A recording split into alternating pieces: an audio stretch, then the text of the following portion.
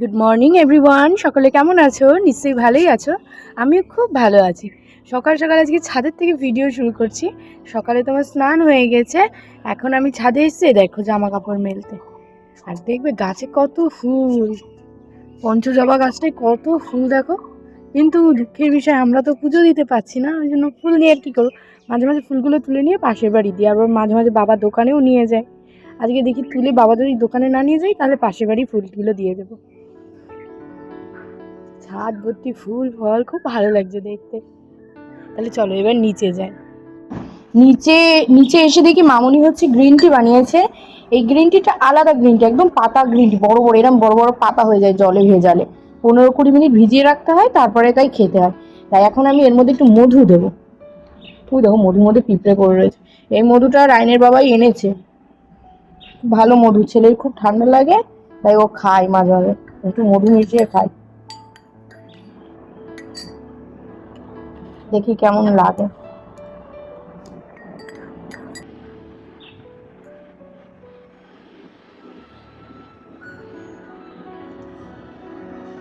Green টির স্বাদ তো জানোই একটু অন্যরকম, খেতে খেতে আমার অভ্যাস হয়ে যায়। মাঝখানে গ্রিন টি খেতাম, কিন্তু ওই লিপটনের যে গ্রিন টি ওটা, এরকম পাতা গ্রিন টি না।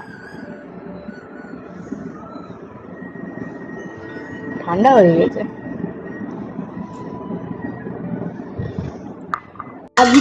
আজকে শুক্রবারের মেনু ঘন করে মুগের ডাল, শুক্রবার যেহেতু নিরামিষ। আর এখানে আলু ভাজা কেটে দিয়েছে, বেগুন ভাজা কেটে দিয়েছে।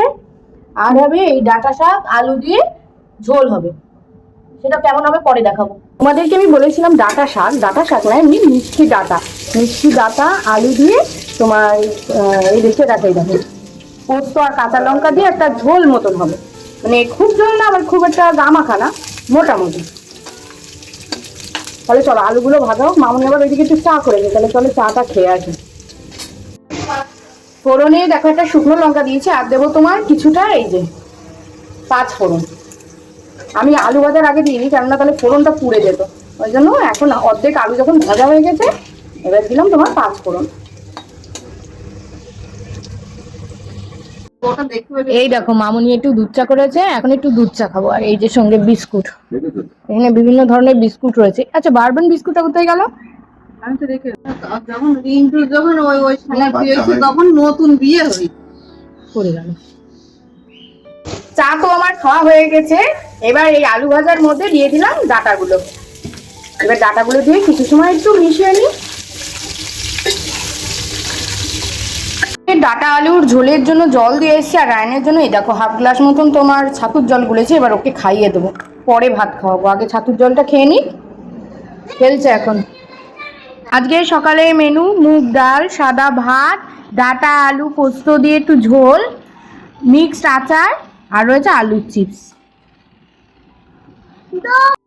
তোমাদের তো আমি ভাত খাওয়া অব্দি ভিডিওটা দেখালাম, তারপরে আর আমি কিন্তু কিচ্ছু দেখাইনি। তারপরে রেডি হয়ে চলে এসেছি মার বাড়ি কদিন থাকবো, কেননা ঘর বাড়ির তো কাজ মোটামুটি সবই হয়ে গেছে প্রায়। এবার যে ধুলোবালি টালিগুলো আছে, ঠাকুর মাকুরগুলো এবার পাতাতে হবে। তা ওই কাজগুলো মামনি করবে। মামনি, রায়নের বাবাই যে কাজ করে সেই দাদা সবাই মিলে করবে। সেই কারণে কদিনের জন্য আমি এইবারই এলাম, নইলে তো ও থাকলে তো কিচ্ছু করতে দেবে না, কিচ্ছু না। তাই আমি নিয়ে চলে এসেছি।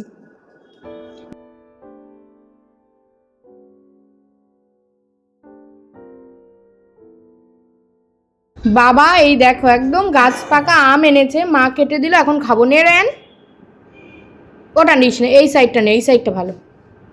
ওই সাইডটা পড়ে গিয়েছিল, ওই জন্য একটু থেতলে মতন গিয়েছে, কিন্তু ওই সাইডটা ভালো। আজকে দুপুরের মেনু মুগ ডাল, আলু পোস্ত, সঙ্গে হলো আলু চিপস। আমি একটু খেয়ে নিই। পিঁপড়ে দেখ, এই পিঁপড়ে মনে খাটে যাচ্ছে আমার।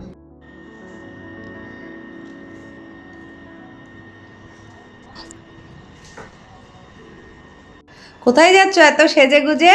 চাঁদপাড়ায় আজকে 25শে বৈশাখ, ওখানে একজনের বাড়ি আমাদের নেমন্তন্ন আছে, তাই আমি আর রায়নের বাবাই যাচ্ছি। আজকে রবীন্দ্র জয়ন্তী, ওখানে অনুষ্ঠান আছে। হ্যাঁ, ও খুব সুন্দর লাগছে। Thank you.